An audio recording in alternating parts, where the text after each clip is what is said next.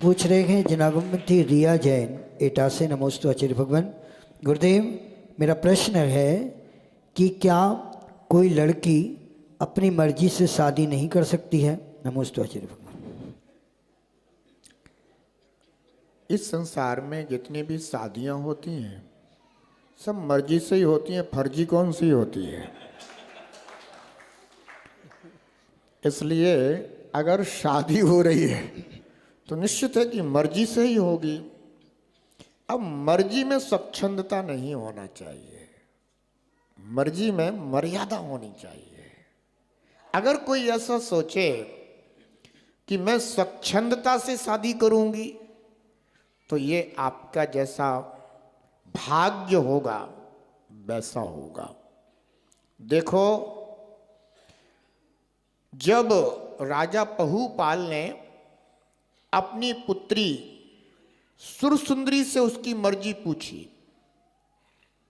तो सुरसुंदरी ने अपनी मर्जी बता दी।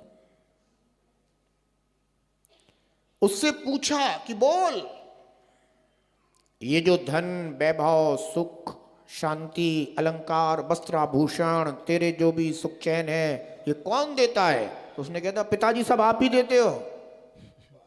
उसने अपनी मर्जी बता दी कि सब कुछ आप ही हो पिताजी। पिताजी खुश हो गए। और जब मैना सुंदरी से पूछा तो मैना सुंदरी ने अपनी मर्जी बता दी। उससे पूछा कि बोल, तुझे ये स्वादिष्ट भोजन रहन सहन के जितने भी साधन हैं ये सब अलंकार भूषण वस्त्राभूषण इत्यादि सुख चैन के साधन कौन देता है? तो उसने कह दिया अपनी मर्जी से कि पिताजी ये सब मेरे भाग्य से मुझे प्राप्त होते हैं। सो पिताजी को बात ना जमी, क्रोधित हो गए पिताजी।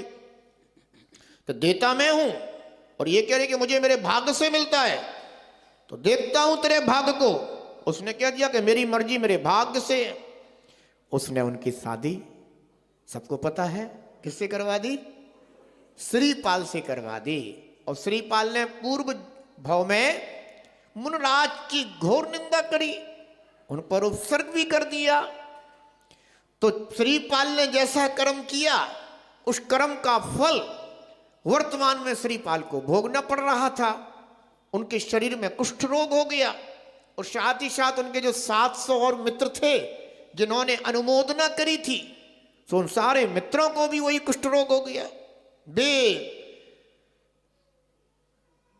जंगल जंगल भटक रहे थे। पिताजी ने क्रोधित होकर के मैना सुंदरी का विवाह कि तेरे भाग्य से तेरे भाग्य को मैं देखूंगा श्रीपाल से करा दिया। मैना सुंदरी इसमें भी खुश, यानी मेरे भाग्य में जो था वो मुझे मिल गया, कोई बात नहीं। अब आजकल की बेटियां हैं, पिताजी अगर कहीं शादी करा दें तो बे कहेंगे मेरी मर्जी नहीं है इसमें। पर मैना सुंदरी ऐसी नहीं थी।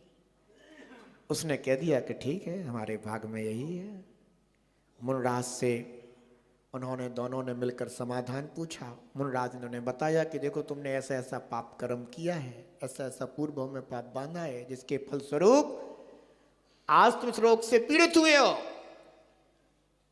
अब तुम ऐसा करो, सिद्ध भगवान की आराधना करो अर्थात शिव चक्र महामंडल विधान की आराधना करो।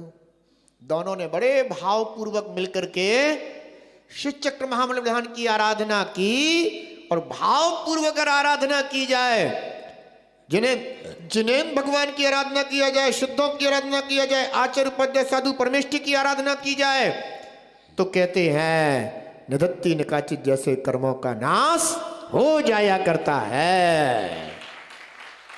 और प्रतिफल ये हुआ कि श्रीपाल और उनके 700 मित्र उस पाप कर्म से असाता कर्म से निवृत्त हो गए और उनकी काया स्वर्ण की तरह दमकने लगी। तो इसलिए सब अपनी अपनी मर्जी से ही शादी कर रहे हैं। बस मर्जी आपकी कुल परंपरा के अनुरूप होना चाहिए, मर्यादित होना चाहिए, ऐसा।